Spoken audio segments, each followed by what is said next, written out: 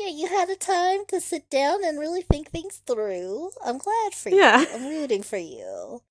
I hope you do get that salad. The prosecution's like, we can't let her go. She endangered citizens. The judge is like, yeah, it's fine. It's fine. Don't worry about it. Don't be lame, prosecution. Just just chill. Just relax.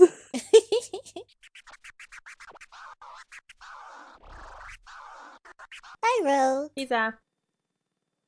Hi, Carina. Hey, Zach. Hey, Rogue. Hi, Carina. I'm so angry.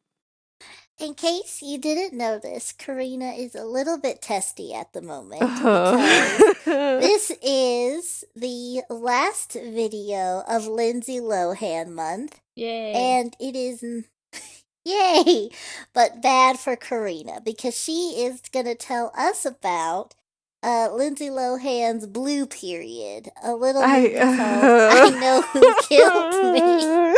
I hate this movie. Literally blue. Oh my god. She really blew it on this one.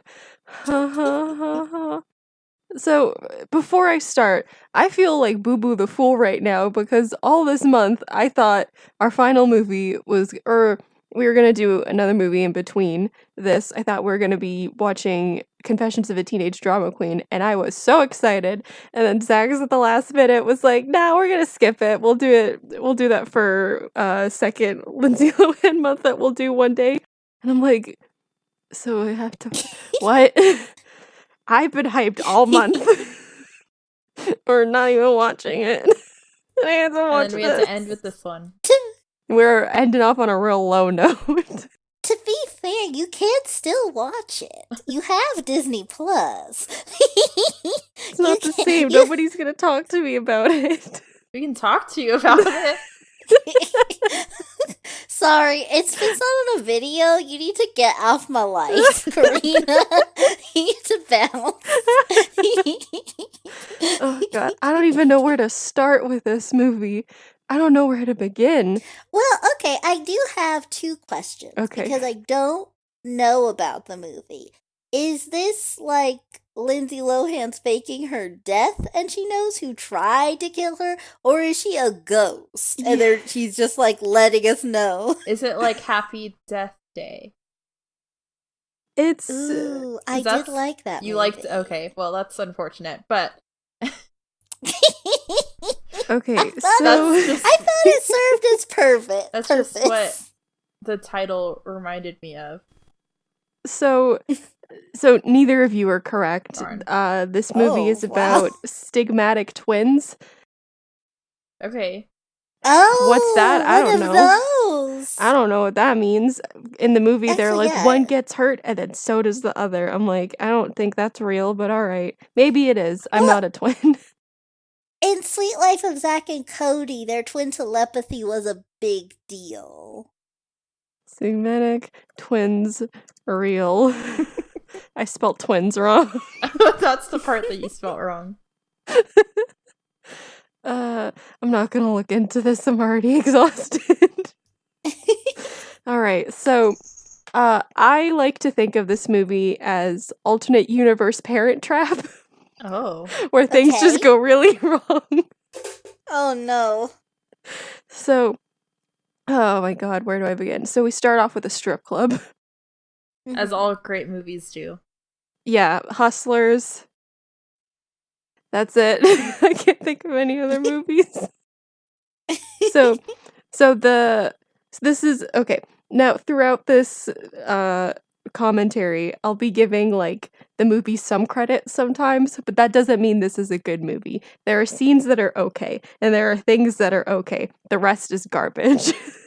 So don't for a second think I'm giving this movie a pat on the back. Oh. So I'm so angry that I had to watch this. So I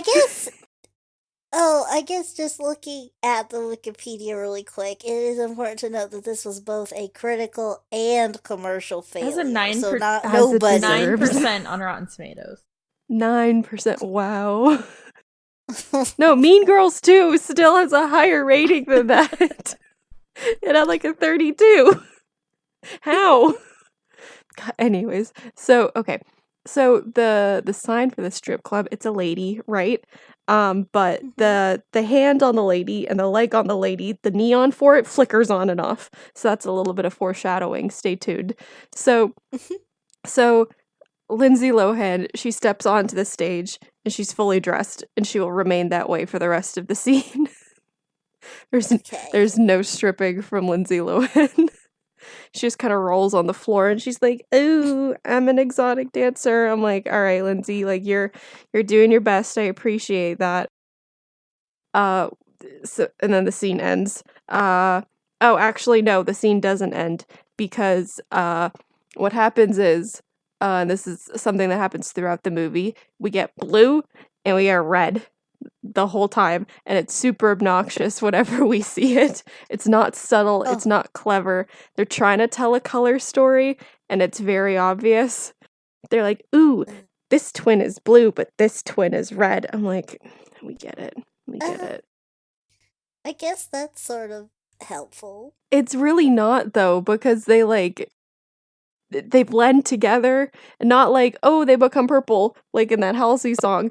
It's like, it's just like, you're like, oh, there's just a lot of blue and red, and then a lot of blue and then red. And I'm like, okay, there's rarely red in this movie, and when there is, it's like, oh, it's because it's this twin, and that's it.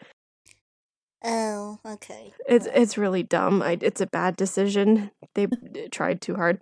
That's this whole movie. It tried too hard. If they just like took a step back and were like, let's fix this, it could be a whole lot better. So so the scene that I'm describing, we see it like maybe half an hour into the movie. So like if you're like, man, that was such a good scene, don't worry, you're gonna see it again. So then it cuts to we're like, I'm only on the first scene and I'm tired. So uh we cut to the next day, uh and it's Lindsay Lohan again. And at first you're like, oh, is this the same character? Is she living a Hannah Montana double life? Uh and you don't know for a while. 20 minutes goes by and then you're like, oh, there's two of them. Uh so so she's in class and you can tell she's a good girl because she's got her glasses on. A She's good and she's smart reading. girl. She's good and smart. And she's reading a poem she wrote to her class. I don't really know what class it is. Maybe it's creative writing. Who cares? I didn't care enough to actually listen to the poem. It could be great. It could be garbage. And then the scene ends. Class is done. And then I guess school is done. So she's at home and she's playing the piano and she's got a music tutor over. And he's got a real obnoxious blue ring on his finger. Remember that. Remember the blue ring. So Okay. then she's like, "Oh, I don't think I'm like cut out to play the piano." And her music teacher's like, "What do you mean, Aubrey?" Her name is Aubrey, by the way. He's like, "What do you mean? You have a gift." And then the scene ends. This movie sometimes suffers from the same problem that Mean Girls 2 has when like they just get bored and end the scene. Like no Yeah. transition, just like we're done. No That's enough more. of that. Yeah. We're bored. Even the they're like, we don't want to do this anymore. So then, so the so the music teacher leaves, and then I don't know why, but a Sphinx cat comes down the stairs, and he's very intact. It's distracting. You're like, oh, that's a boy cat, and he has a blue collar on. He's got remember the blue thing that we're doing. Real quick, in the in the group chat we have, I sent a screenshot of my notes so far, and I said naked cat is the best part of this movie, and one of our friends said that's a sentence I can't even begin to describe the discomfort in reading. Yeah. And I had to explain, I'm like, no, it's a Sphinx cat. This isn't a furry movie. Or Don't you cats. worry. It's just about yeah, oh god. Card in the corner, I guess. So, what's next? Okay. And then it's the next day at school, And then this boy, don't remember his name. I don't remember any of the characters' names except for like the two Lindsay Lohan characters and the parents' names. Everybody else, I'm like, I don't care. You're like in a scene for a minute and then we don't see you again. That's a good sign. So this boy, yeah. So this boy is like, "Oh, I brought you a blue rose, Lindsay Lohan," and then and you're like, and at this point, it's like less than 10 minutes into the movie, and you're already sick of the blue. And then she's like, "Oh, where'd you find a blue rose?" I'm like, "It's really not that hard. You can make them. just You dip buy them a in blue blue. rose." Yeah, exactly. Just Get stick a it in a white bottle of Gatorade. Actually, Problem hold on. I have to go on a little tangent real quick. Let me give you a break, Karina. Thank you. So there is this episode of The Smurfs from who knows when, because I know I saw it as a child, but I know that the show is really old. So I don't know. It's like one of the only episodes that I fully remember. And Smurfette was sad because there were no blue roses, and there were only like white and red and yellow roses. And she's like, "Oh, but blue is such a pretty color. Why aren't there blue roses?" And so some witch comes to her and is like, "Oh, I can make blue roses for you. Bibbidi bobbidi boo, whatever. Prick your finger on a white rose, and you'll have blue roses." So she does, and she's like, "Oh my gosh, blue roses, so pretty." And then she goes to sleep, and she wakes up, and she's white instead of blue, and she's very sad. Oh my god. I don't know what the lesson was. Imagine, I think the message is that white people are scary. I don't think so. It's a German show. So Well, I don't know what they were trying to say. I mean, she gets. Don't trust witches. I don't know. I guess you should be happy with the beauty that's already there. Otherwise, you end up losing a part of yourself, sort of, maybe. That's probably close to it. Yeah. Like, be thankful for what you have, and respect nature's beauty. There you go. I guess it's also safe to say that for the most part, a lot of those 70s shows, unless the moral was like, don't be mean to people, they were just making shows and they were just having stuff happen. They just went for it. Like, we don't know what the plot is. What if Smurfs are blue? What if one time she wasn't? Yeah, I like that. Let's do it. What if she was like white? Perfect. We love that.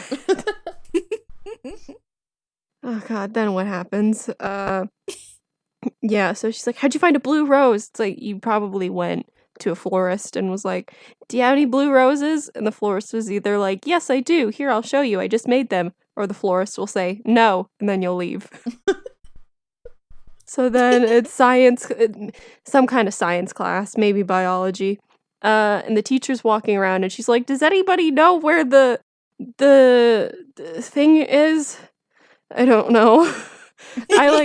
Okay, when Zax and I were talking about this, I was saying, I'm like, I might have to like watch this with the YMS commentary over it just to make this a little more bearable. I didn't. I watched the original no commentary version.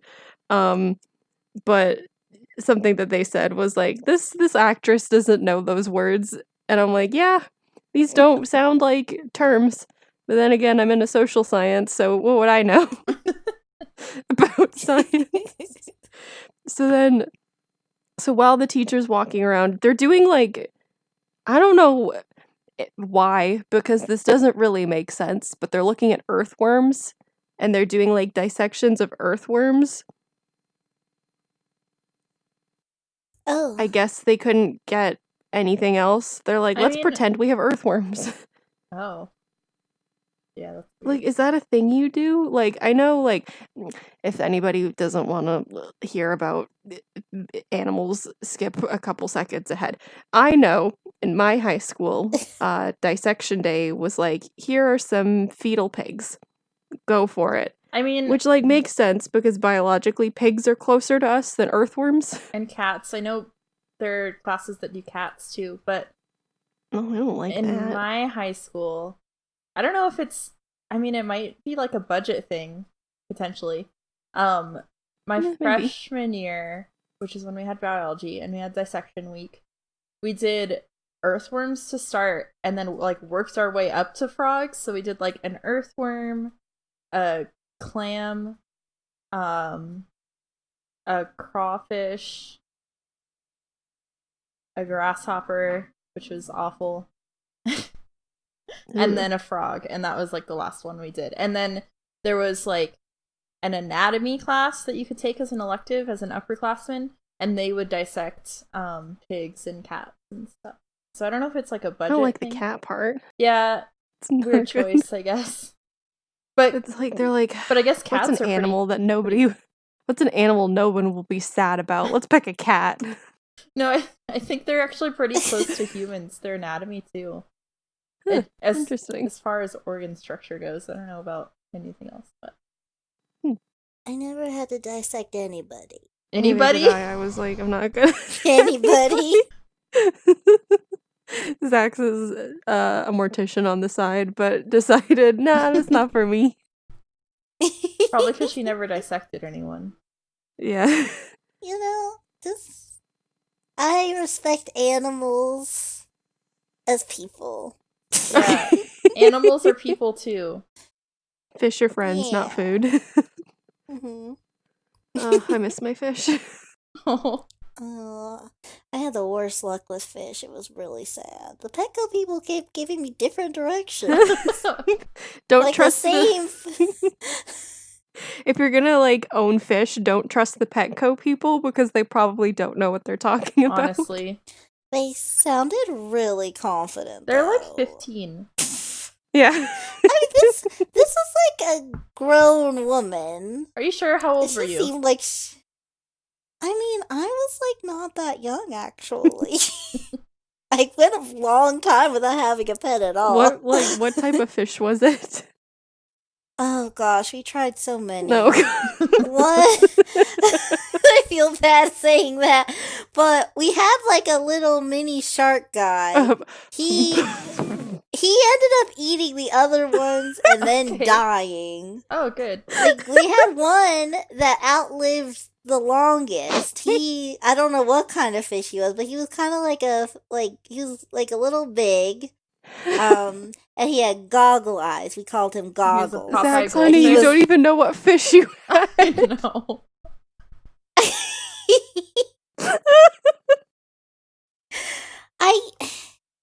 It was also a long time ago. I hope at the time we knew.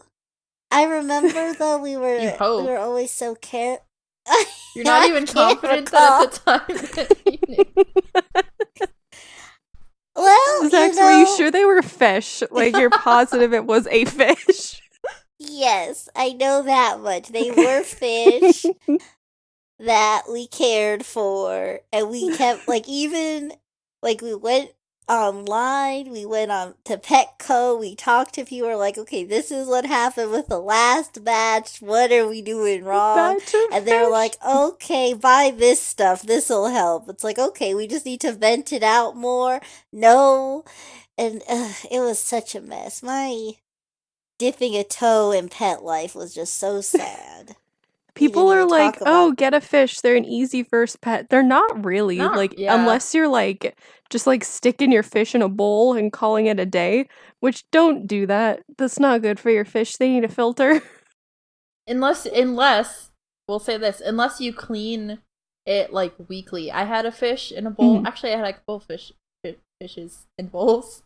And I had to clean it like weekly, and it sucked. Mhm. Yeah. And like sorry, go ahead. It was smelly. Yeah. The fish, I'm sure, was traumatized every time. Yeah, like my family, we have betta fish, and I have begged every single member of my family. I'm like, can we please get a tank for them? They need a tank. And they're like, no, they can like live in their bowl. So I have to clean the bowls constantly because they're stinky and they poop a lot. Yeah. But like we had one betta fish who I named him Finley and nobody else called him Finley. Who lived like 7 years in a bowl. I'm like, that's not bad for a betta fish. I don't know what their lifespan is. That's pretty good, but beta fish are also really hardy. I had a beta fish that unfortunately I also had a cat at the same time, and my cat would swipe him out of his bowl. And he swiped him out of his bowl like 4 times, and he was still hanging in there. It was very sad. He had claw marks in his tail. Oh man. Yeah. This same fish who lived for quite a while, we used to keep him in the kitchen. And then one day we came home and my sister brought her friend over, and my cat, the stupid one, was licking something on the ground, and we're like, oh, like he caught a toy. And then my sister's friend looks at it and she's like, that's not a toy, that's your fish. And we're like, oh Lord. So we shooed the cat away, we scooped up the fish and just plopped him in his water, and he just sank to the bottom, and we're like, well, it's been 5 years, like I guess that's it. And then the fish like twitches and he sprang back up, and we're like, oh, never mind, he's not done yet. So I put some, and like his fins were all like torn up, and I'm like, oh man, I don't know if he's gonna make it. So I put some fish medicine in his water, quarantined him for like half an hour in my room, and I went and checked on him, and he was fine. He grew his fins back. Wow. Oh, it's nice. So I'm like, good job, fish. A round of applause for this fish. I guess my fish just needed some fish medicine. Yeah. And then my sweet baby boy, Dudley. Oh, I miss you. Rip. Oh, I gotta talk about this movie again, don't I? Yep. This might end up actually being a deep dish. Not because we're comparing it to anything, just because we're hitting all the hallmarks of not wanting to talk about the movie. Where was I?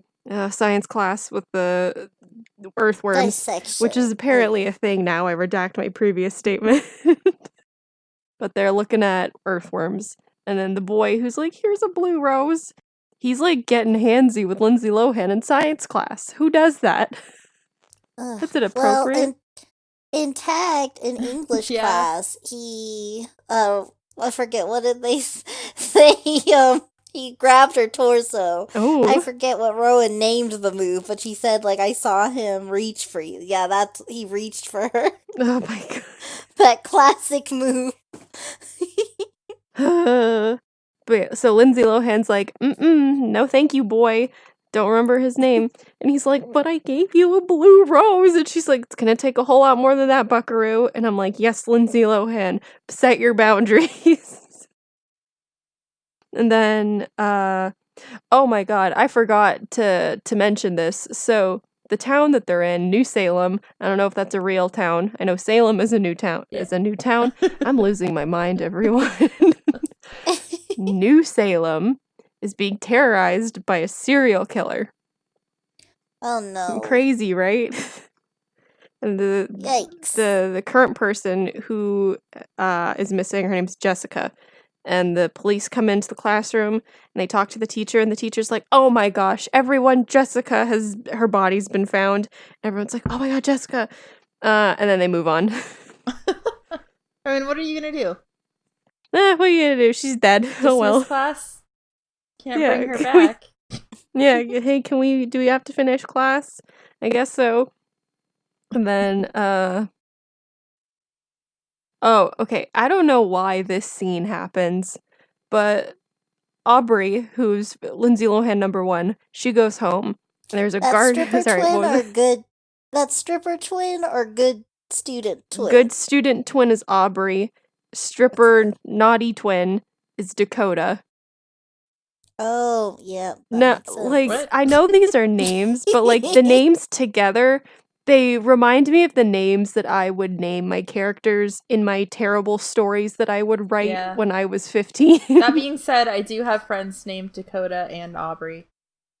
I'm sorry, Dakota and Aubrey, that you are named the same characters as these characters. Don't apologize. They don't listen to this. So, okay, so Aubrey goes home, and there's a gardener in the garden, and he's a real creep. He's like, I'm a gardener. I got no shirt on. And he's got a really weird tattoo on his chest that's just on one nipple. I'm, What? I'm really trying to find content to talk about. So, okay, well, I guess, so there, at first, it starts off with just showing their lives. So we get a sense of these girls, Well, like you and don't know then, that because it's just like here she is in the strip club, and then here's a character who's also Lindsay Lohan at school. So we're thinking like, does she also do this? What? okay, So we don't know that's that there's twins possible. until like much later in the movie. Oh, okay, well, that makes sense, because, like, strippers can also go to college, Oh, they're in and they high can school. be, what? Yeah, they're in high school. Did you think Was that? they're in? Aubrey is a high school student. Is she at least a I senior? Oh. wait. I thought, I okay, don't you know know. what's funny? Maybe I think it's college. It's definitely high school. God. I was gonna say, I thought it was really weird that they were doing dissections in college. I was like, maybe that's her major, I don't know her life, but that's weird that she's a high school stripper? Yeah, the movie like says something about that later on. It's like it's Oh, a really generic like, ooh, when you live the life that I live, you got to do whatever you can to make money. I'm like, Are you okay, sure let's this not. wasn't written on Wattpad? I feel like it was Because because a lot of these things sound very much god. like a Wattpad story. Oh, I need to make a maybe, confession. When I was yes. 15, I think when I was 15 or 16, I started writing band fan fiction. Um, and it was really like the type of band fan fiction where it wasn't even like, ooh, these are the two band members and they secretly love each other. Not that one. This is I'm gonna make a self-insert, fall in love with this band member. Which band? Yeah, that that type of fan fiction. Literally, like For I was which writing band? after, but I don't want to say what band it was because sometimes I'll still listen to them and I don't I want want to to know. like. You can't confess and not confess. Oh, okay. So I need another confession. When I was in high school, I was going through a phase, Who and I doesn't? swore it wasn't a phase. Who doesn't? But I was like, I only listen to real music. I was that type of kid. Oh god, what band was I know, you're this? building it up a lot. I feel like I'm going to be disappointed. It's like it's really not like even a bad band. Like their music now kind of slaps, but back in like 2013, it was like probably not as good as I remember it. Asking Alexandria was the band. Oh, They're okay. like that was the band, Yeah, and I no, was that's a like, good wow, band.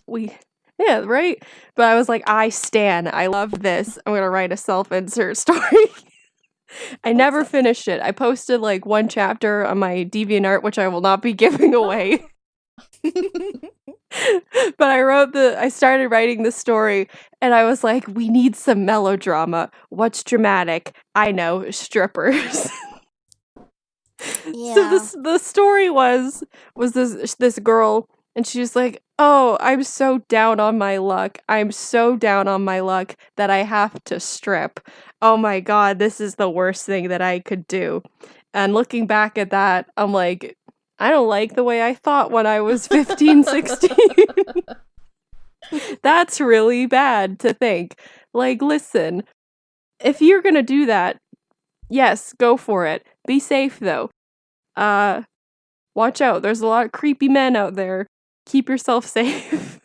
Yeah, KYS. Yeah. And then so that's the route that this movie takes. Where it's like, ooh, she's so bad. She's a stripper, and we're like, okay, all right. Anyways.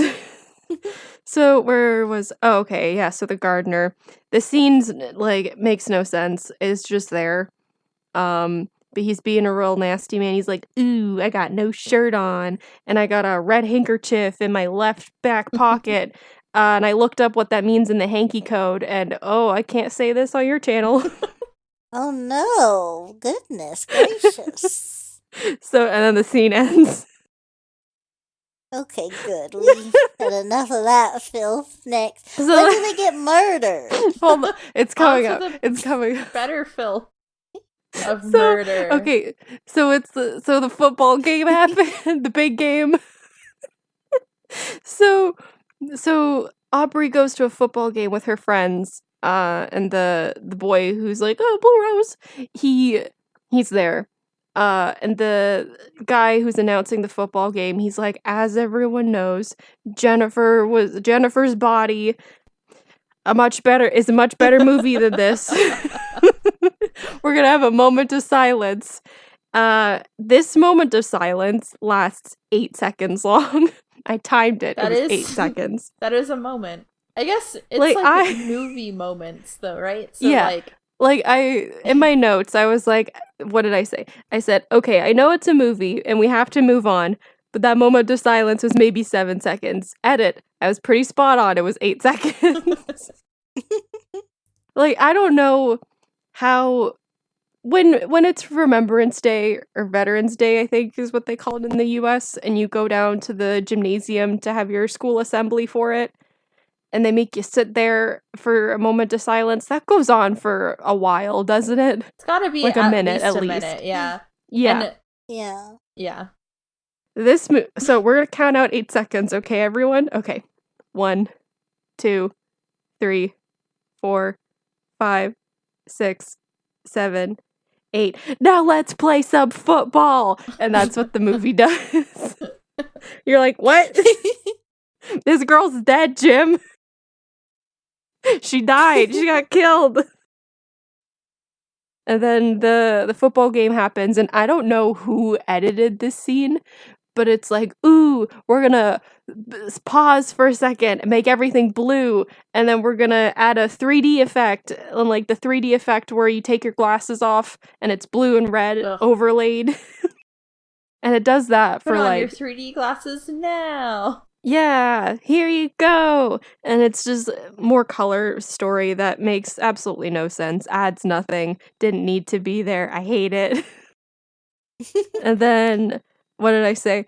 I said, "What is this editing? It's a color story that says nothing. She's the blue twin, so you know she's good, and she's the red one, so she's bad." And then it's the end of the game, and then Lindsay's like, "Oh, I'm gonna go meet this boy who gave me a blue rose." And I think she flubs her line a little bit because I could not understand what she said. She's like, "Meet me in front of the I'll see you in a sec." I'm like, "The what?" Lindsay, Where are do we your line meeting? again, please. Where are What we if going? what if they like didn't have a name for it, so they were like, okay, just do that, and then we'll ADR on the name later, and later never They came. forgot. I wouldn't be surprised because when I get to it, I'll talk more in depth about it, but there's a scene in the movie where I think they actually messed up in editing because the thing that happens in that scene already happened. Nice. I'll explain it when we get there because when you notice it, you're like, "Hold on, what?" So Lindsay runs out of frame, and then oh no, she's missing. Where did Lindsay Lohan Aubrey go? So she's gone. She got taken by the serial killer, and we're all like, "Oh no, who did Oh, it?" I've lost the. This is good twin got Yeah, snatched. good twin Yes. is missing, Okay. and then Okay. uh, it's okay. What happens next? Oh, okay. So then we're in the serial killer's torture dungeon, and we're like, "Oh no, what's gonna happen?" She's tied up with blue rope. There are blue tools, and the man is wearing blue gloves, and he pours. I don't know what it is. It looks like Dawn dish soap. It's blue and it's got a soap consistency. I don't know what it was supposed to be, but he pours that on her hand and he puts a block of dry ice on her hand. And then the scene ends and we're back in the house of Aubrey's family. And her mom is holding the naked cat. And I want to talk about this naked cat real quick. Okay. This naked cat is the best actor in this movie. Oh no. Because the mom's name is Susan. So when when Susan's holding the cat, you can tell that the cat's really happy because he's doing the thing where his eyes are shut. Aww. And it's like, oh, you're a little happy boy. And he's very well behaved. Like, he probably doesn't know who this woman is. His owner probably just handed him off to her. There's cameras everywhere, but the cat's just vibing. He's sitting nicely. He's kind of nuzzled up to her, and he's got his eyes shut. I'm like, that's a good cat. This cat is very happy to be here. And then the cat does more, like, cute stuff later in the one other scene we see him in. I don't know why he was naked, though. I think they were just like, this cat's naked, let's put him in the movie. Maybe everyone on set was just allergic to cats, and they're like, well, we need a cat for this scene. Let's get one that's naked for flavor. Yeah, I guess so. And then what happens after that? Okay, so the police are in her house, and they're like, where's Aubrey? And they're like, I don't know. And then we're back to the torture dungeon, and the dry ice has done some real nasty stuff to Aubrey's hand. It's all black, and you're like, ooh, gross.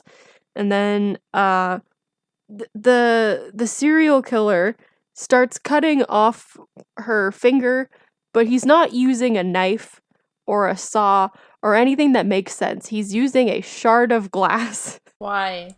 Oh. He has tools. He has tools with him. He just wants it to hurt more, maybe? But if she has frostbite, right? Yeah. So she wouldn't feel it anyway. Yeah. And, like, you have a bone. Bone's Yeah. pretty tough. You can't really cut through it with glass. I mean, it's even hard to cut through with, like, a knife. Yeah. So that was a choice. Yeah. And then, okay, this part makes no sense. So they call the FBI. This part makes no sense. This part, everything up to this point makes perfect sense. But this, I've got a problem here. So the FBI has been called because they're like, there's a serial killer. And they're like, great, here we go. They're in a church basement. The FBI is? Yeah, the FBI is in a church basement, not at the police station, not at the courthouse. And it's supposed to be? It's not just like a bad set. It's like this is they show a church and then them in the basement of the church. They do an establishing shot of a church. Oh, I'm like, what are the kids who are going to Sunday school gonna think when they walk in and realize, oh, my bad. Are these autopsy photos? Oh, that's pretty scary. That's not very godly. That's not. So they're set up in there for some reason. I guess because the producers couldn't get a police station for whatever reason. And there's another scene where, like, someone's typing up an autopsy report, and he's in a courtroom. What? Like, not his office, not like in a coroner's lab. He's like just in the courtroom. You know, sometimes you do your best thinking in the courthouse. I guess. Sometimes when I really need to think, I try to get held in contempt. You just commit a crime, and then when you're, like, in the witness box, you're like, you know, like, I really should have had salad last night instead of waiting until midnight to eat a bowl of cereal. And then they come in like, oh, hey, you done meditating? You clear? You good? Yeah, you know, honestly, I had a real breakthrough. Okay, you can go home now. Goodbye. Your case is dismissed. We were here because you ran 3 red lights.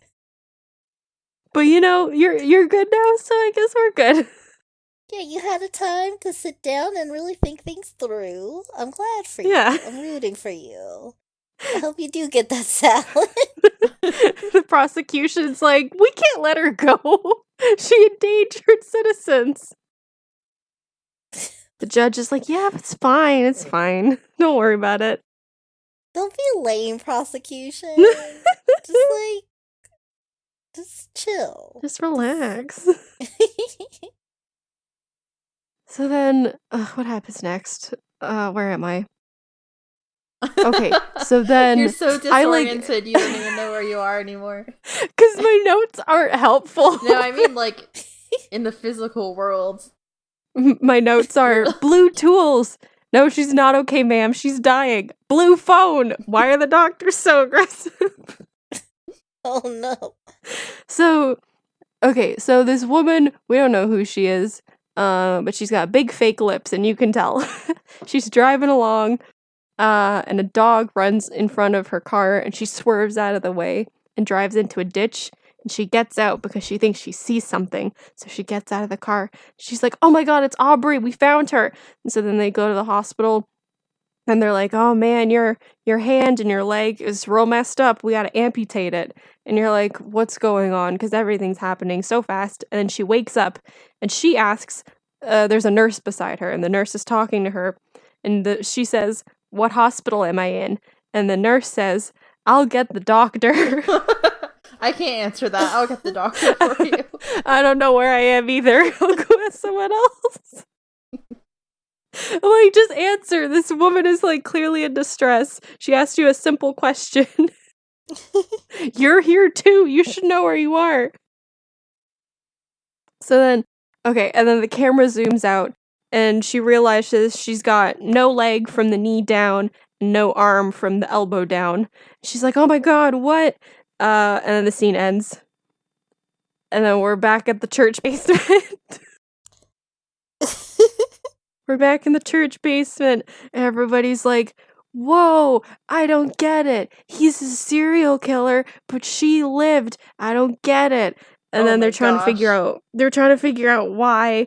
And they're like, "Oh, well, maybe he expected her to die in the ditch." And then some police officer says, "Yeah, but he didn't count on her will to live." Okay, I'm like, police officer. I love that stuff. Like, in Star Wars 3, spoiler alert if you really care about the prequels, I guess. Or haven't seen the prequels for as long as they've been out.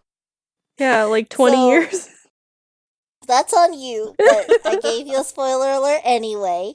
But at the end of when everything goes down and Padme dies, and then the robot just goes up to Obi-Wan like, "Yeah, she lost the will to live." And I was like, what? That's not a diagnosis. Like, the he didn't count on her will to live. Yeah, every other one of his victims just wanted to die, I guess. Also, like, It's their fault they're dead. Thing for a police officer to say.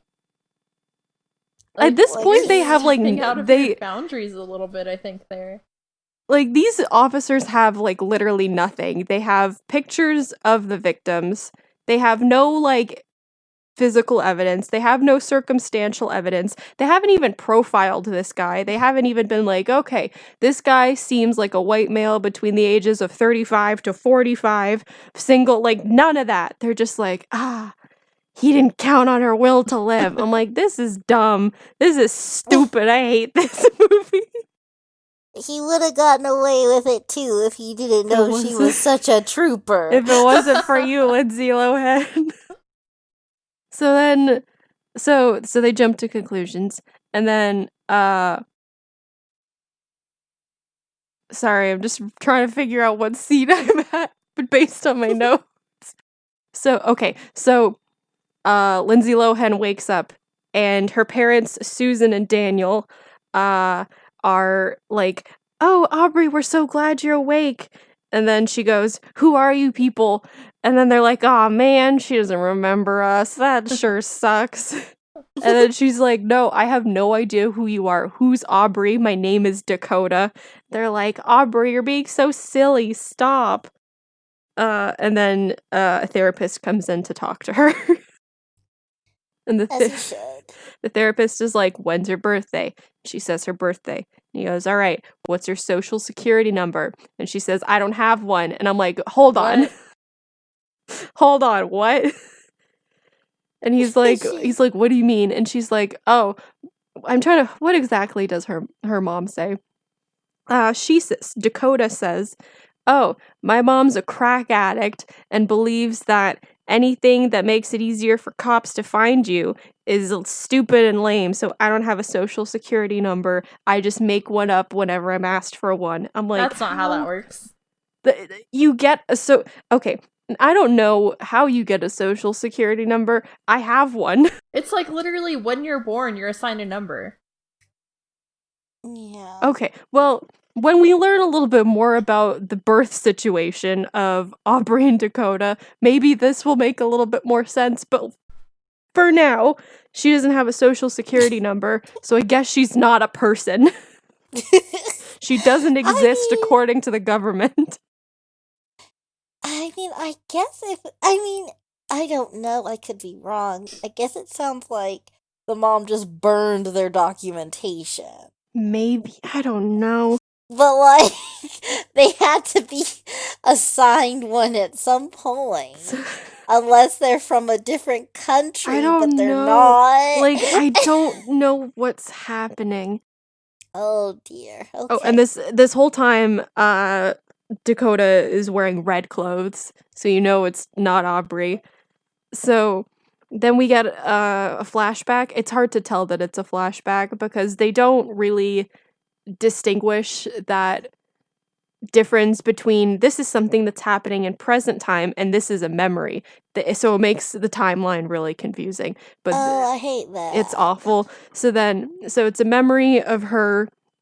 Like, okay, so the therapist is like, oh, when was the last time you saw her? Or like, what's your mom doing? She's like, oh, she died. She overdosed. And he's like, you seem pretty chill about that. That's your mom, right? And she's like, yeah, but like we weren't really close. I'm like, still, that's your mom. Also, okay. And you're in high school, like. Yeah, you're in high school. It's not like, because I can kind of understand that. Maybe you were like estranged, an adult, you weren't close because your mother's an addict, and so you hadn't talked in like 5 years or whatever. Like, whatever. Yeah. But you're in high school. You're living with her. Well, I guess she's not, because she's saying, like, oh, whenever I needed money, I just rolled up to where she was staying. So I'm like, okay, are you homeless? Or maybe she's like, where do you live? Surfing.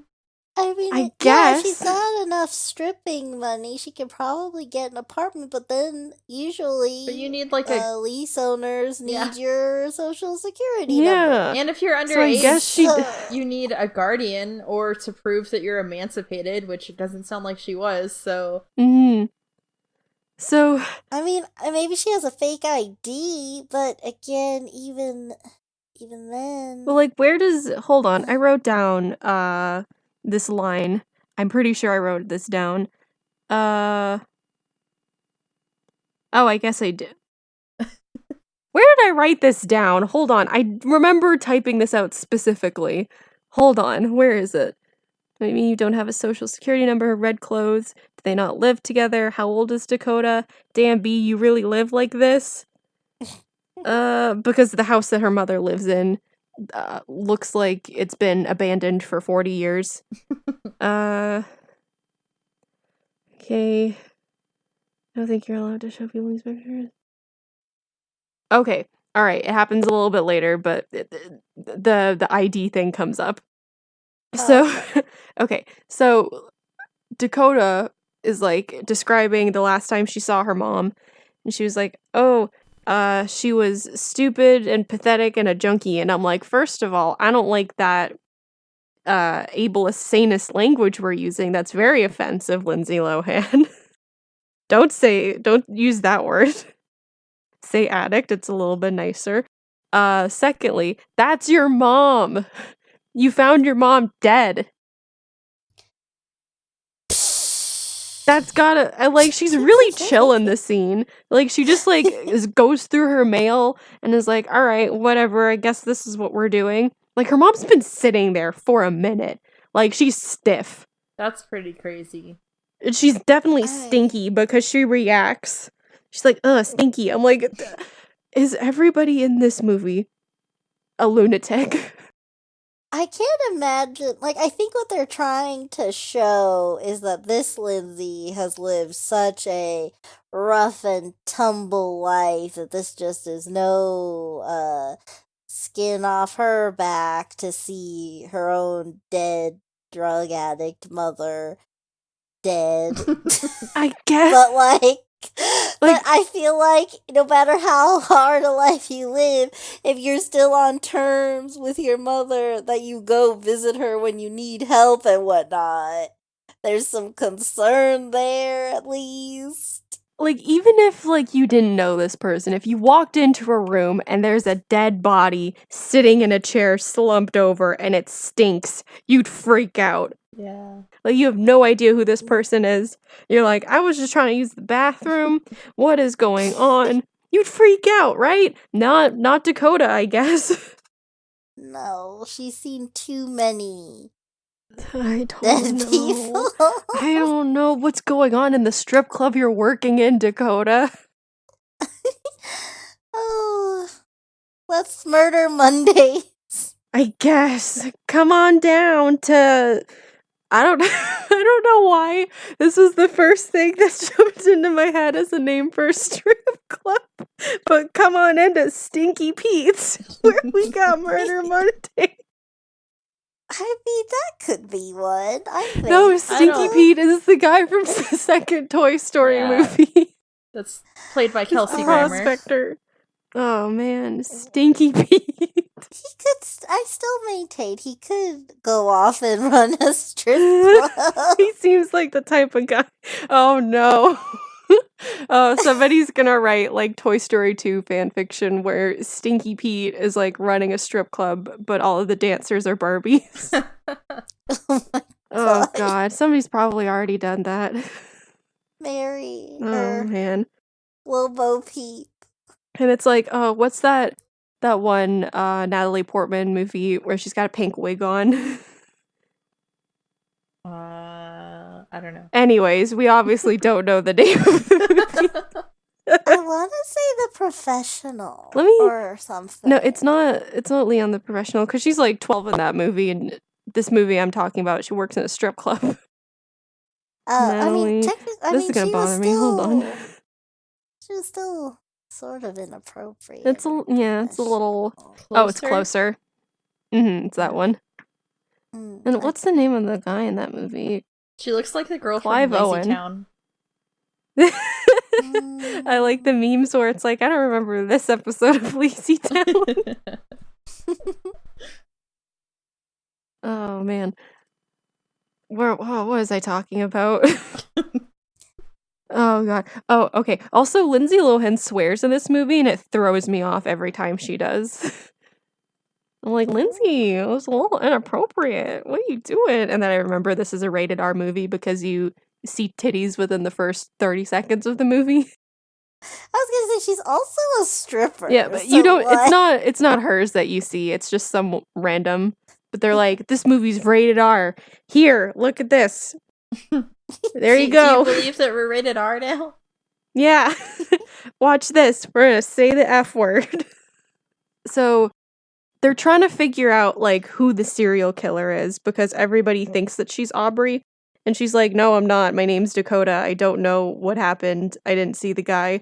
And they're like, oh, does this look familiar to you? And they show her autopsy photos. And I don't think you can show people those. I don't think you're allowed to do that. Autopsy photos of what? The other victims of Jessica. They're like, Oh. does this look familiar to you? And she's like, I have no idea who this lady is. I think you can show them as long as it's only the face. So, like, they have to cover the other part.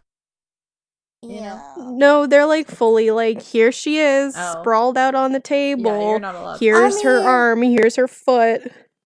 I mean, I guess like cops aren't like super concerned with bedside manner, but like as far as we know, this person just went through a traumatic experience.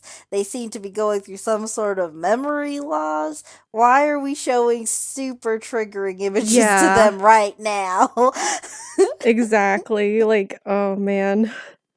So of course she's like, I have no idea who this is. Why are you showing me this? Just kidding, I don't care. So then okay. So Dakota is in her hospital room and Susan, Aubrey's mom, comes in and she's like, oh, I brought you some things from home to help you remember. And so she brings out like her stuffed bear who's wearing a blue sweater. She brings out some like papers that are blue. She brings out a picture frame that's blue. And she's like, oh, this is you when we went to Hawaii when you were 7 in your blue bathing suit. And then Dakota's like, oh, I don't recognize any of this stuff because I don't know who Aubrey is and I don't know who you are, but I have a picture in my mom's house that looks just like this, except I'm in a red bathing suit. And you're like, oh, colors, wow, and it's pretentious. I just feel like we're learning our colors. Yeah. Blue, 2. red, more blue. Have you learned blue and red yet? Oh, there's a video of Joel from Vinesauce painting along with Bob Ross, but he's using Mario paint. And Bob Ross is like, all right, we're gonna move on to Prussian blue. And Joel, using Mario paint, is like, Bob, I only have blue and blue. Every time I watch that video, it makes me laugh real hard at that part. Okay, I don't know how we get from this scene to this scene, because I didn't write it down, but we're back at the strip club. Okay. And to address the ID thing, I don't know who this woman is. I don't know if she owns the club. I don't know if she's the house mother, but she's looking at Dakota's ID, and she says, your ID says, she says, I don't care how old you really are. Your ID says you're 21, so you're 21 to me. And I'm like, that's a crime. If you suspect that this person is a child, no. But the clients are gonna pay the big bucks to see Lindsay Lohan dance Ew. around. I'm glad you said Lindsay Lohan and not literally anything else. I mean, if you're an unethical strip club manager or owner, I mean, you're just trying to make money. Who cares if the police eventually shut you down because you're only hiring high school's age Like, people? it's weird too, because there's scenes of this woman later and she's being like kind of nice to her. She's like, what happened here, kiddo? And she's like, I think you should go home. Like, she's like kind of caring about her, but she's doing it in a way where she's like, you know? There's a weird tone with her. I'd love to see more of this character, but we don't. She's in 2 scenes and that's it. And it's a shame because I like her. I don't think we're supposed to, but I like her. That's such a weird, like, character type that they put in movies like this. Like, the person who, like, they'll take this runaway or whatever under their wing, but, like, at the end of the day, they're still taking advantage of them. So, like, I can't, like, I mean, I guess it's better than her being on the streets alone, but, like, is it? No. I mean, I don't know. Maybe she just wants hot water. It's weird. Like, you know who this character, like, reminds me of? Yubaba from Spirited Away, but skinny. And her head's not as big. She kind of, this is gonna be mean, no offense to the actress. I hope she's, like, getting work. She kind of looks like her. But anyways, so another thing, the music that they play in this strip club is very unfitting for a strip club. Okay. Like, I've never been in one, but I imagine that this is not the music you play, because it's very slow. I'm sure it's like club music, it's not. Yeah, like, usually you'll get, like, club music in a strip club. You'll get, like, music that, like, gets you one to move, you know? Or you'll get something that's like, ooh, this is, like, cool. This is, like, slow music. I'm like, hold on, what are we doing? So, like, I don't understand. Jazz? I made a note that the stripping in Hustlers is much better than the stripping in this movie. That's fair. I have a lot of critiques. I say it's too slow, the music isn't fitting. And then, I don't know why, but there's another stripping scene directly after one that we've already seen in the movie. There's, like, 3 back-to-back. I guess they needed more runtime. Because they're like, let's just throw these in. And again, Lindsay Lohan remains clothed the whole time, so it's not really a stripping scene. Does she do any pole dancing, though? No, she doesn't. What she does is, like, you know when, like, you're with your friends and there's a pole and you're like, ooh, watch this, I'm a stripper, and you just hold on to it and you run around it. Mm-hmm. She does that. Like but it's singing in in the slow rain. motion. Yeah, but it's in slow motion, so you're like, ooh, it's all seductive, and it's not. You're like, Lindsay, you said you took a class for this. Show me. Show me. That was the class. Yeah, that's- Jennifer Lopez did not, like, get into the best shape she's ever been in, practice, like, nonstop for, like, a 4-second scene in Hustlers for you to fake it till you make it like this. And then, okay, so a bunch of stripping scenes happens, and it's really boring. That's the biggest offense in this movie. The scenes that are supposed to be, like, sexy and fun are boring. Mm. Like, there's a whole titty in this scene, and you're like, this is boring. And then, so Dakota, is taking a bus home, and she's doing it at night, and she's by herself, and that's a big no-no, ladies. Have a buddy with you at all times. It's a nasty world out there. So, okay, so she realizes that somebody's watching her. Or maybe somebody's not. Maybe she's imagining it. I really don't know. Because what happens is you see the shadow of a man, and he's standing on, like, the divider between the street, and then a bus passes, and the lights go, and his silhouette disappears, and then it reappears 10 feet ahead of him, but he, like, appears like a ghost. I can't explain it, but it's like, oh, so he's not really there, and we did this in post, and we didn't fix it either. Oh. Like, I was watching it, and I'm like, this can't be a real scene, right? This is a joke. Oh. So then, and then she's like, oh my god. Also, she's wearing, like, a baby bonnet. It's like a hat, but it looks like a baby bonnet. Which is a choice. I don't know if they're like, this hat looks like a baby bonnet. Ooh, let's like, oh, she's like, oh, She's a a youngster, but child, she's yeah. doing adult things. I don't know if that's what they were trying to do. I think I'm giving the movie too much credit. I think Lindsay was like, can I wear this hat? And they're like, yeah, sure. And they're like, yeah, all right, this is a good fashion choice. This movie came out in 2007. This is okay. So she's telling this to some detectives, and the dude detective sucks. He's so aggressive for no reason. He's like, "You lying," and she's like, "No, I'm not. I'm telling you what happened." He's like, "You're a liar," and she's like, "Okay, whatever." And then the girl detective, she's like, "Can you tell us anything about the man that you saw?" And she goes, "He was wearing blue gloves like surgeons wear." I'm like, "Okay, enough with the blue. I'm sick and tired of it. Please pick a different color." And then, uh, I made a note. Lindsay's acting in that scene, though, it's pretty good. I'll give her that, because she's acting like she's pissed. And I'm like, I believe you. You seem angry. Maybe she was just genuinely angry because she realized what movie she was in. And then, it's like her last night in the hospital, and her arm starts bleeding, and we're like, oh no, why is your arm bleeding? And we realize it's because Aubrey is getting tortured by the serial killer, and her arm is bleeding.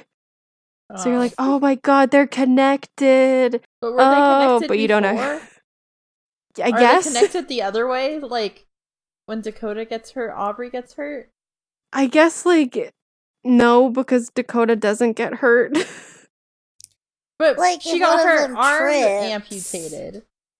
Yeah, sure. Huh.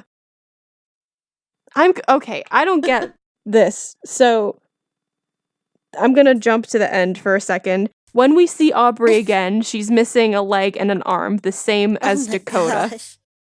So their bodies are like, they look the same now. They're both should've- missing the same appendages. It would have been better, since they were doing this whole red and blue thing and, like, whatever, if they were the opposite ones. Yeah, Right? that'd be good. This movie didn't care. It would at least be decent. Consistent, I don't know if yeah. good is right. They're like, we don't care. We don't care, honestly. So to go back, so Aubrey's getting hurt, and so is forgot her name, Dakota. Oh no. And then where's my notes? I said, "Oh no, she's bleeding and it looks really fake." And then I also said, "Why is she rubbing it in? You should apply pressure," because she's freaking out and she's rubbing her arm and blood's going everywhere. I'm like, "Ma'am, that's the opposite of what you need to do." It's like when you have a sore muscle, you rub it. Yeah, I guess so.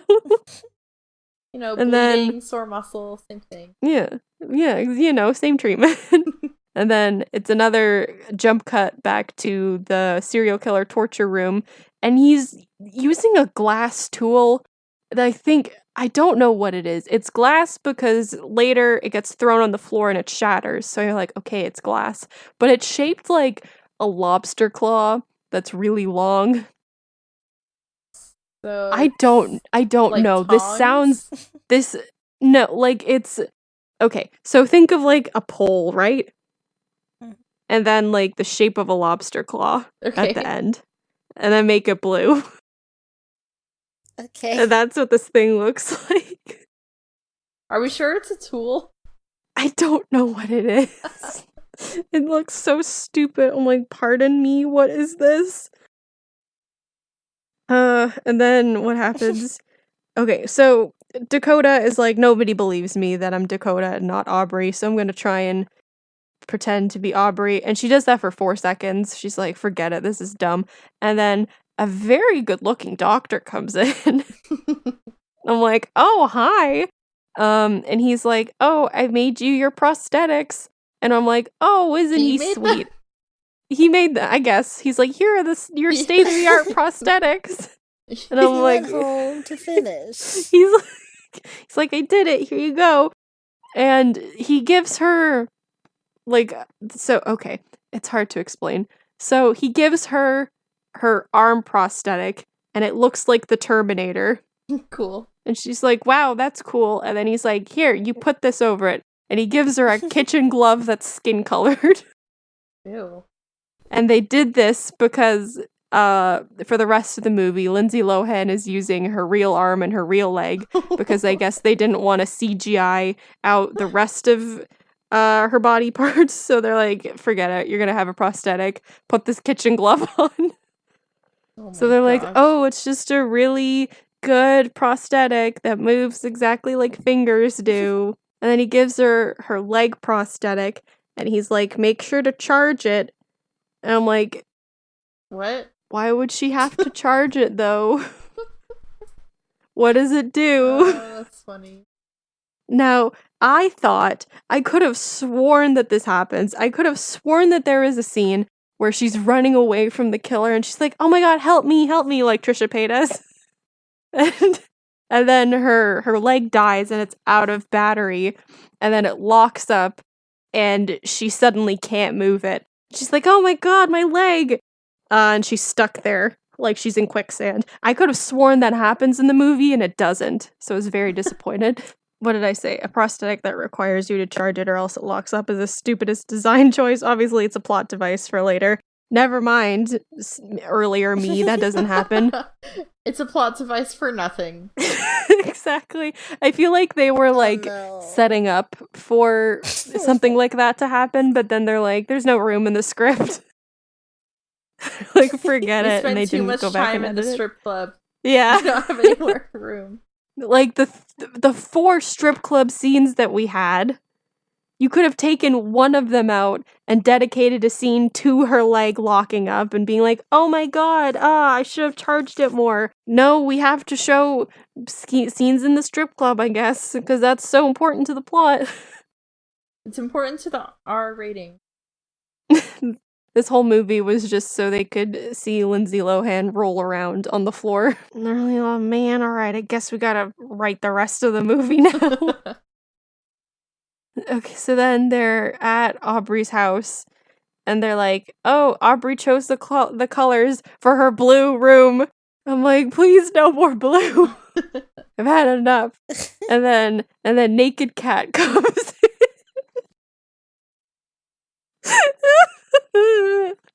Oh my god, this is so dumb. So Naked Cat comes in. The cat doesn't even have a name. He's just the cat. He's just the cat. So he comes. This is again him being the best actor in the movie. He comes in and he like rubs his head on her leg, and I'm like, this cat has no idea who Lindsay Lohan is. And he's like, oh, I love you. You're my best friend. And cats don't do that. My cat does because he's an idiot, but no other cat does that with a stranger. So that's the last wholesome part of the movie we're gonna have because it gets extra nasty for the rest of it. Oh boy. So, how much longer? Oh, good God. There's so much left. Okay, so it's the next day. And we have a new color. It's yellow. Remember the boy who gave her a blue rose? He's got a yellow car. So nice to have a new color. So he pulls up and he's like, I'm here to see Aubrey. And he brought her so many blue roses.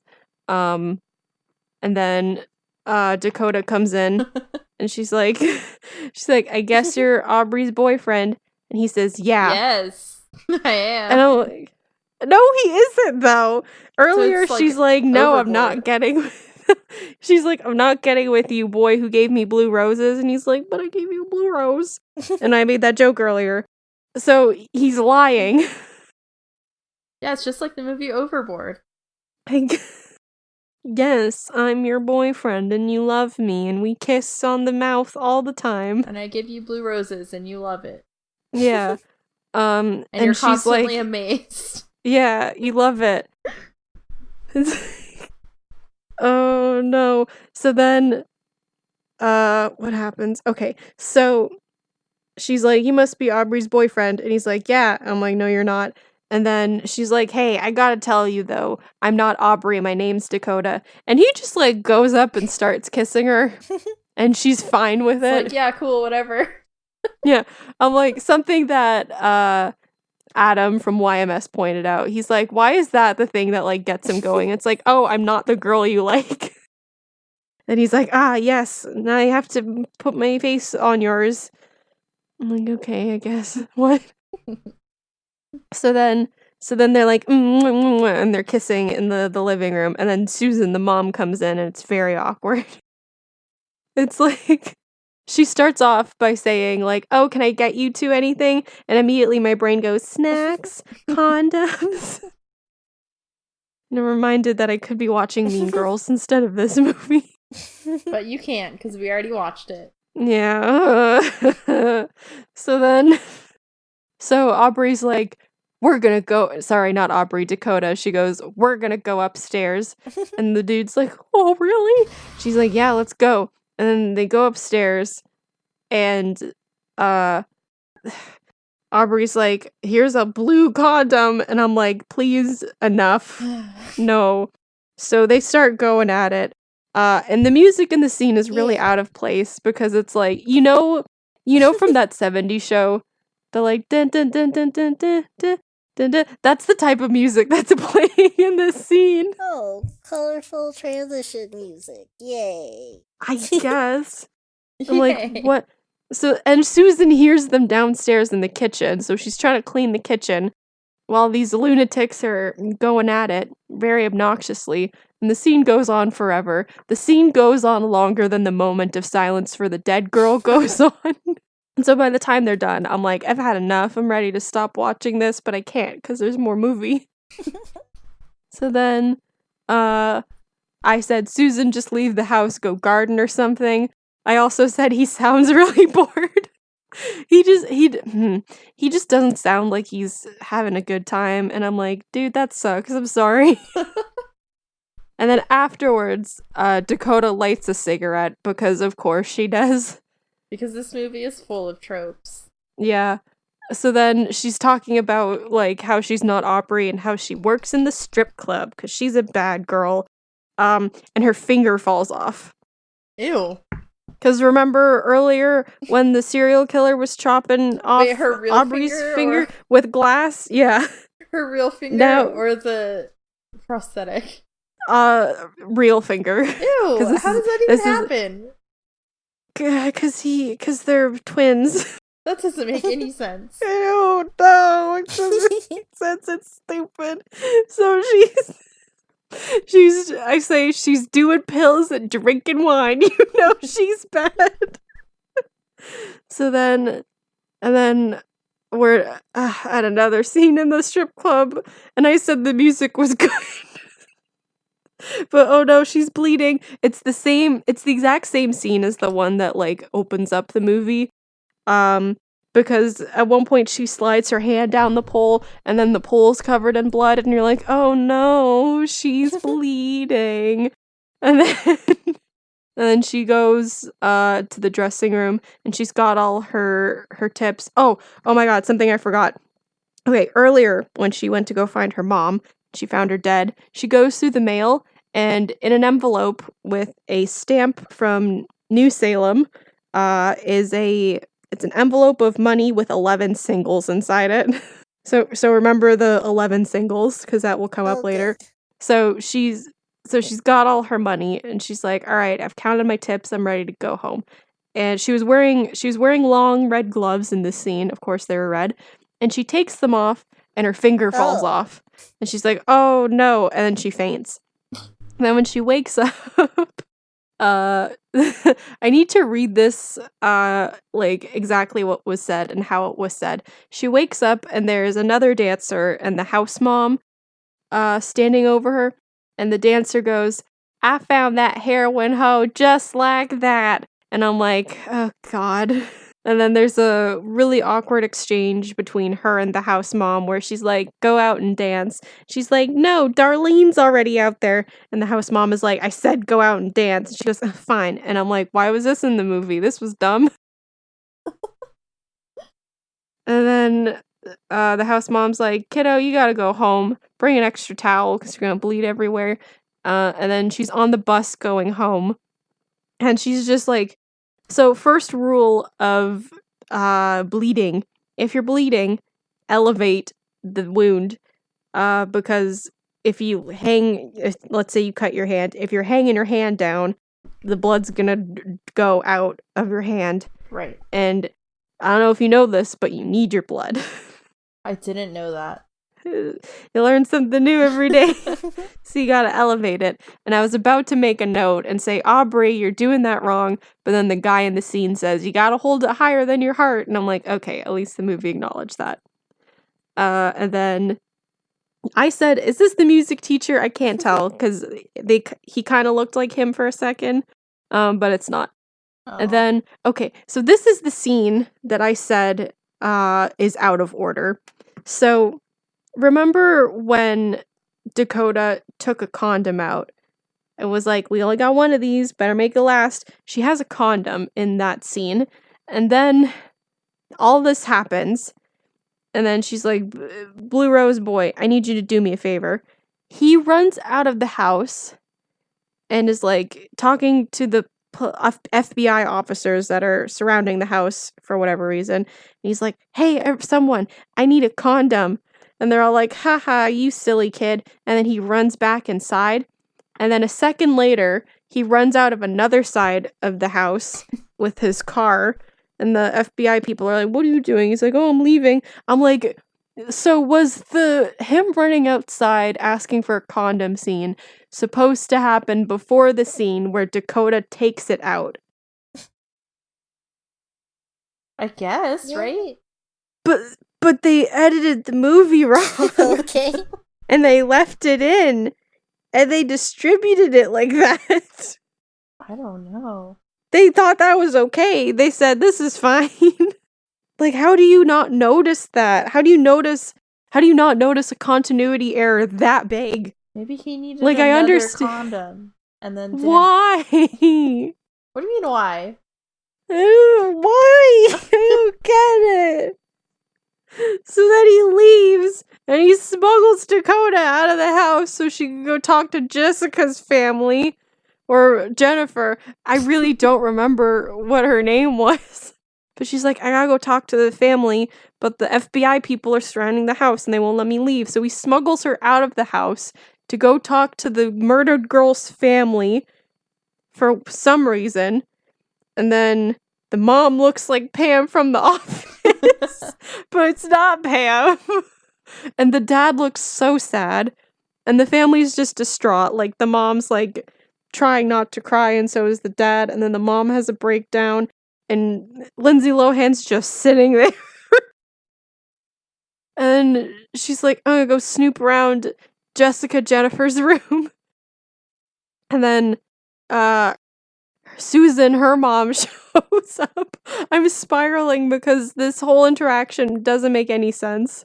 So, at this point in my notes, I say, I don't even want to take notes. I'm just so bored.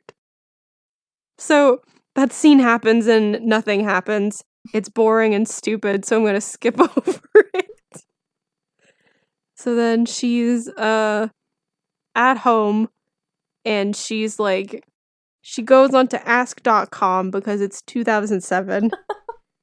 And she types in unexplained bleeding or something like that, and she scrolls through a bunch of tabs, and she finds a forum on stigmatic twins, and you're like, oh, That's where wait, you get the best medical advice. It's from yeah, forums. yeah. And then there's this weird game theory type of show.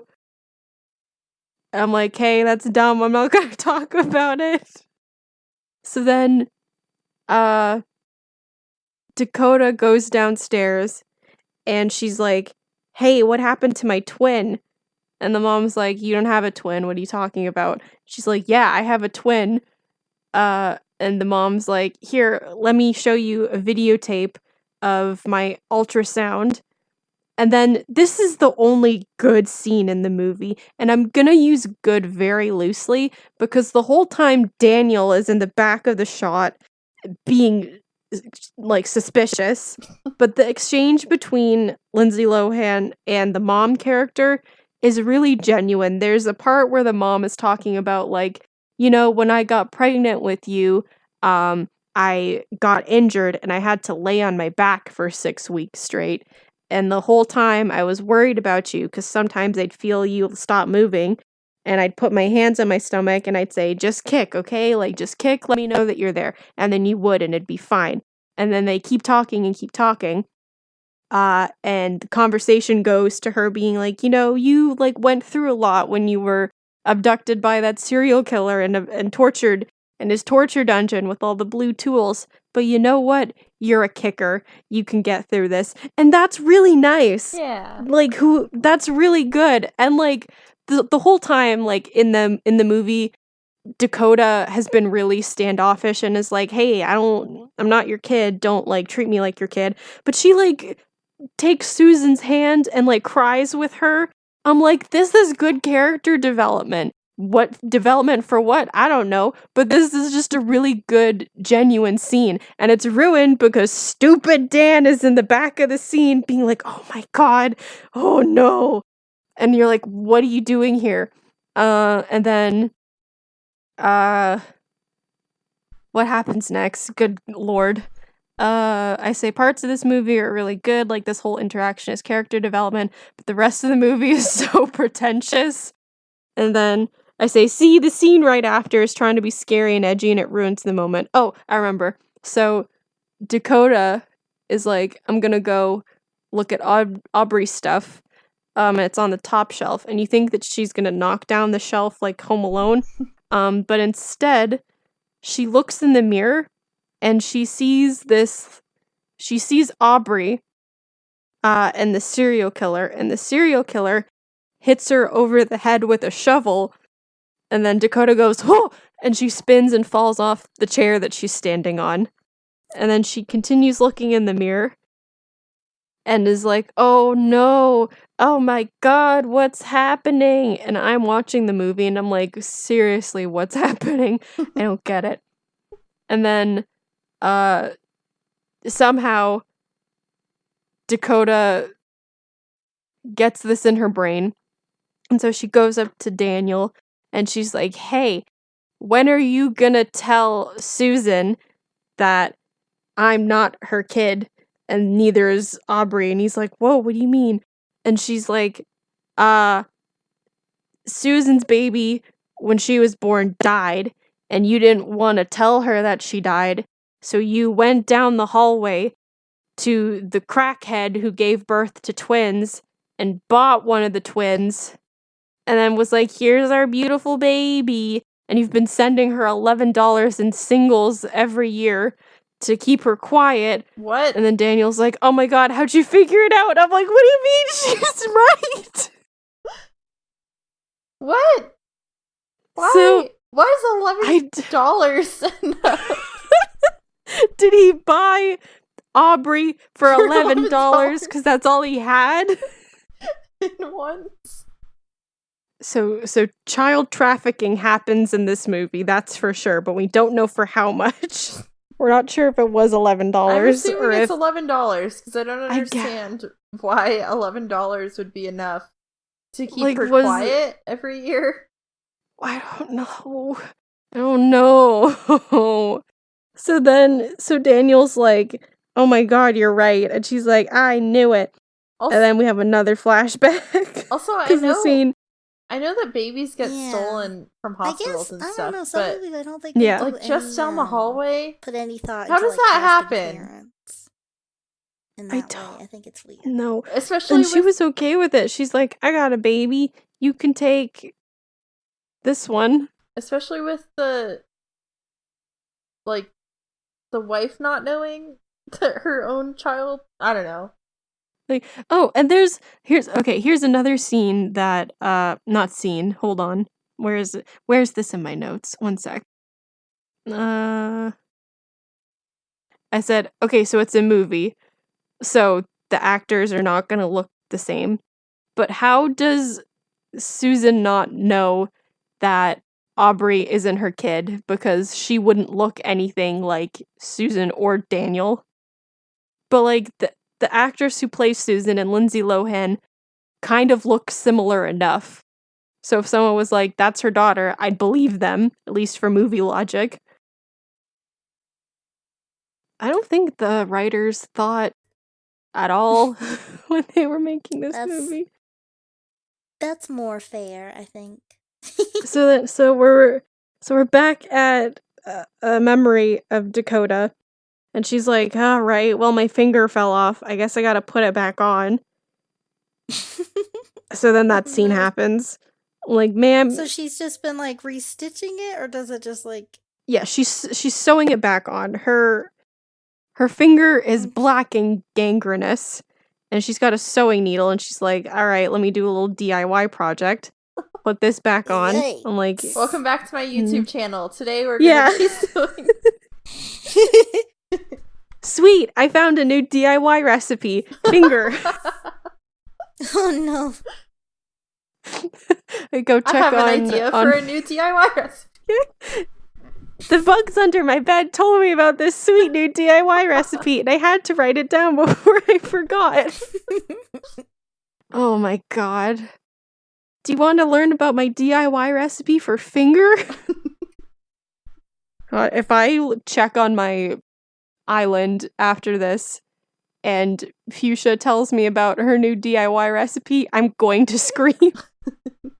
I'm going to lose it. So then what happens next? Okay, I think we're almost done. Oh. So, the movie just decides it's time to wrap it up now. So Dakota goes to a cemetery. I don't know how she knows that's where to go, but she's right when she goes there. So she goes to the cemetery, and her foot starts beeping. Like, oh, it's gonna run out of battery. So then you're gonna think there's gonna be a dramatic chase, and her foot's gonna lock up, but then it doesn't. So it's a red herring that doesn't even throw us off. It's just like, this is happening. And then there's an artsy flashback scene where it reviews everything that we've seen already. And then Dakota Dakota's like, oh my god, I figured it out.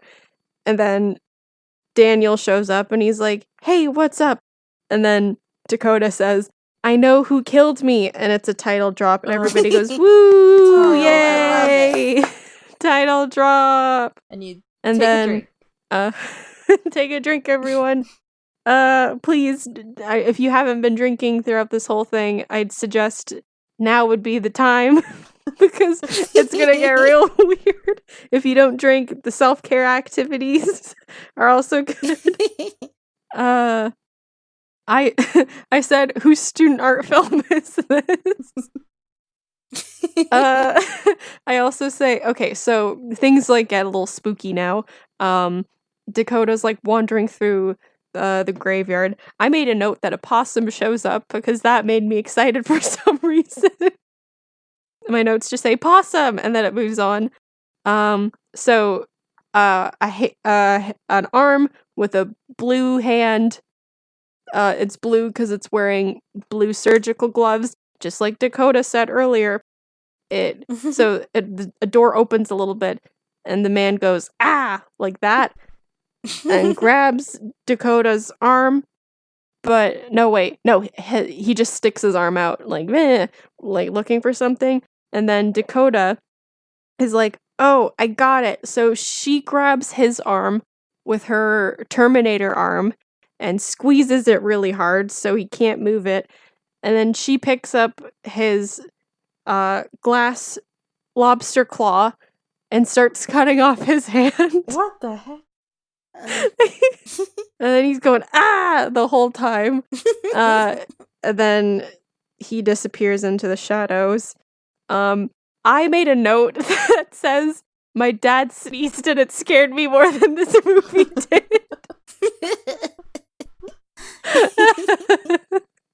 So then I said, God, it's a blue glove, I can't. And then Daniel's dead for some reason. Oh, okay. He wandered off. Justice. And then he's in like a bathtub, I think. There's a sheet over him. And Dakota's like, oh my God. And she takes the sheet off and it's Daniel. And you're like, oh man. But then he wakes up a little bit and he goes, Aubrey. And then Dakota goes, yeah.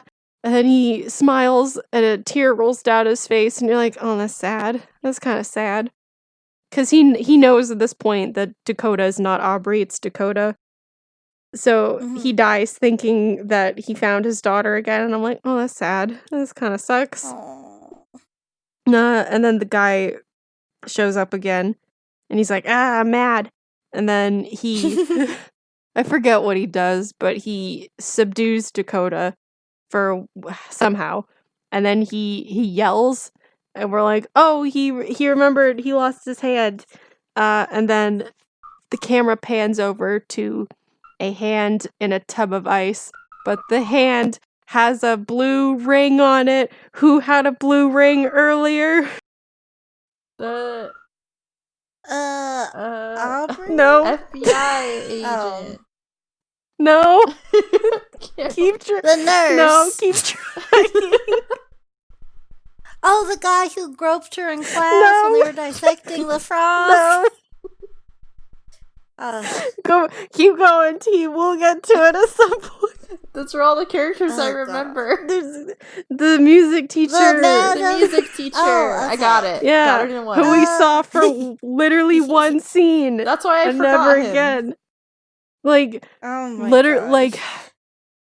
So so this whole movie frustrates me, but something that extra frustrates me is that this music teacher has zero motivation as to why he would want to kill Aubrey.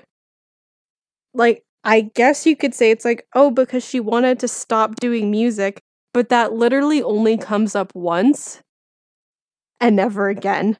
And then, like, was she gonna? Well, even if she just lost the drive, was it like? Was he gonna be like her agent or something? Like, he was like, oh, there's this big music competition coming up in a week. And she's like, yeah, I don't think I'm gonna enter this time. And he's like, but you're so talented. And she's like, yeah, but I want to do writing instead. And then we don't see how he reacts because the scene just ends and he leaves. So then, oh man. I said, okay, we better get an explanation as to why he was the killer. And then we don't. So was he the serial killer too? Yeah, he was a serial killer. Also, I don't know why, but in his serial killer dungeon, he has like prosthetic legs hanging from the ceiling, and Because he like it's kisses one of them at one point, and it's weird. because it's artsy and also depraved, I guess. I don't get it. Like, whose student art film is this? And then some big Hollywood director picked it up and was like, yes, I have a vision. It's going to be great. We're going to drop $12 million on this, and we're only going to get 9.7 million back. Yep, that was the plan Woohoo! all along. That was the plan all along, I guess. And then, oh god, I said, I said the director really said need more blue. And then, I said the music in this scene is pretty good too, because it was kind of creepy. I'm like, oh, it's a little spooky, scary. And then there's a fight. The serial killer art person, music teacher, is like, oh, Aubrey, I thought I killed you. I guess I have to do it all over again. And then she stabs him 3 times, and it's really anticlimactic. I'm like, all right, that was a waste of time. And then, Oh. oh, I'm exhausted. We're almost done though. So Dakota's like, all right, but now I gotta go find Aubrey. Maybe she's still alive because I'm still alive. Also earlier she's like, oh my god, I'm having trouble breathing. Because Aubrey is being buried alive in a glass coffin for some reason. Oh. Don't worry, it's also blue. Oh, okay. I was concerned that it might just be, like clear. Yeah, so she finds her, she digs her up, and her foot's beeping the whole time. So I'm like, oh, it's really tense now because she's like, oh, my foot's gonna die. But then and then nothing happens with it. So I'm like, all right. So she digs her up, and she smashes her Terminator hand through the blue glass coffin, and then Aubrey's still alive, and I'm like, oh, okay, I thought she was gonna be dead, but she's not. She's alive. So that's nice at least. So then she gets digged out, and they just like lay in the grass together, and then the movie ends.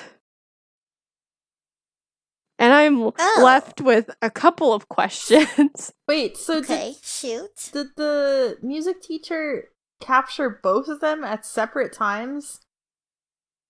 And somehow think it was the same girl? So what happened was he captured Aubrey and was mucking up her body, taking off her body parts. Meanwhile, Dakota is living her life, and because they're stigmatic twins, whenever something happened to Aubrey's body, the same thing happened to Dakota's body. Oh. But why was Dakota in the hospital? I guess she must have passed out and someone brought her there. So the movie explains it. It doesn't even explain it. It like gives us a montage of all these things happening. It's also really hard to tell because this movie doesn't go in chronological order. It jumps back and forth between the timelines, so I'm like, I don't know where we are, who this is. So when Dakota, when her finger fell off in the strip club, she was going home, and then she met someone on the bus, and that was the guy who told her, you have to elevate it, and she went home with him for whatever reason.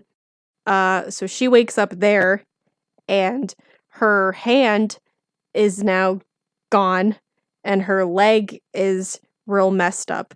So she stumbles out into the street and passes out in a ditch, and then the lady with the big fake lips almost hits a dog and drives into the ditch.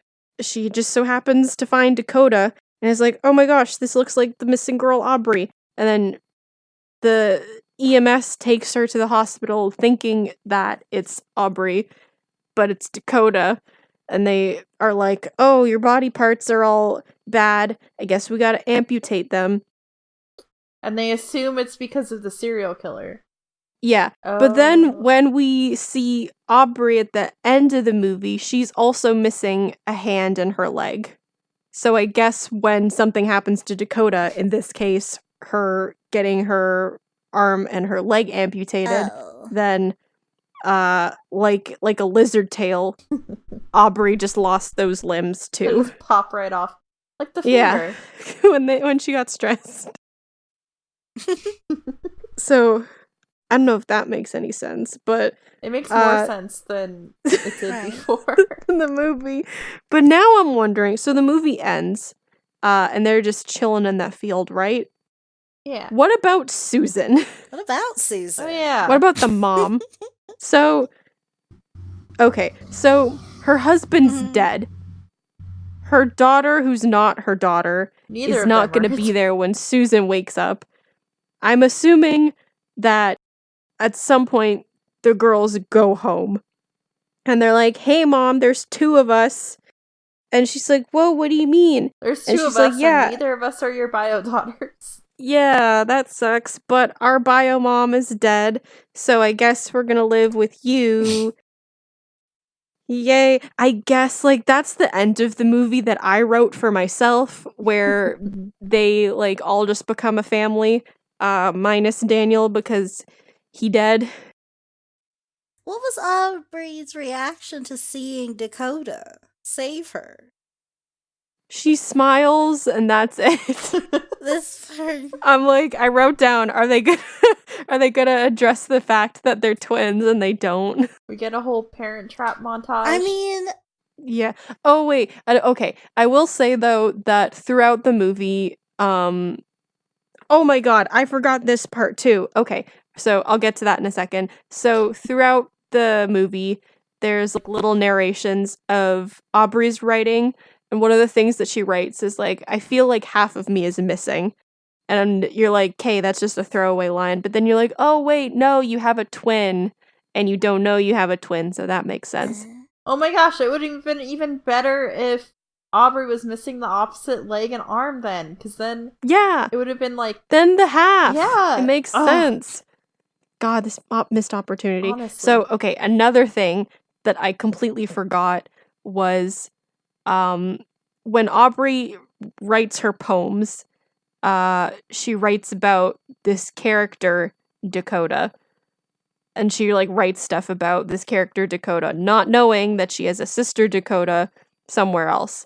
So the FBI goes through her computer, and this is when Dakota's like, I'm not Aubrey. So the FBI goes through her computer, finds all the stories about Dakota, and they come to the conclusion that, oh, okay, so to cope with what happened with the serial killer, she's taking on the persona of Dakota because Aubrey is so traumatized, and that's why she's not cooperating with us. I'm like, or you could just listen to what she's saying. Yeah. nah. She's saying, I'm not this person. I don't know what you're talking about. And they're like, we did a DNA test. I'm like, what does that mean? That DNA test would then show you that this is not Aubrey and that Aubrey is not actually related to her parents. I mean, the DNA test, it's identical twins. They have the same DNA, so... Oh, okay. But, like, wouldn't they test that, like, with something? They'd be like, oh, we're gonna, like, But definitely in test the out parents thing. the parents. Yeah, so they'd figure that out. Oh my god, this is so dumb. This movie's so stupid, I can't. It's giving me a migraine, goodness gracious. Oh, I hate that I had to suffer through this alone. You two said, no, I'm not having it, sorry. Oh, we could have watched Confessions of a Teenage Drama Queen, and we'd be having like a nice little giggle fest, like, hee hee, that's such a fun movie. Megan Fox is so cute. No, you two made me watch this by myself. Yeah. And now I'm having a mental breakdown. Yeah, we broke her. Why is it so bad? I don't get it. How do you have Lindsay Lohan in a movie? Like, this movie came out 3 years after Mean Girls and it sucks. She was at her prime. And then her career plummeted after this. The higher they rise, the harder they fall. I know who killed me is Lindsay Lohan's career. I know who killed me, her acting career, this movie. I can't. Well, what a way to go out for Lindsay Lohan month. I hope you're happy. I'm happy. I had fun. And You had fun watching Carina suffer. I mean, she was really having a struggle right now. Oh, my notes don't make sense. I don't know okay, why I the thought movie doesn't taking make notes sense. would be helpful. But thank you guys for joining us for this Lindsay Lohan month special. Thank you guys. I had fun talking about all these different Lindsay Lohan movies with you. Sorry for Carina, rip you. But It's fine. The next month we'll have, I'm sure will be better than this, and it will end on a better note. Maybe. No guarantees. We'll see. It depends on who our month is about. Alex Pettifer. Oh, please no. I don't think he has enough for a whole month. I'm sure he does. I'm sure we can find some stuff.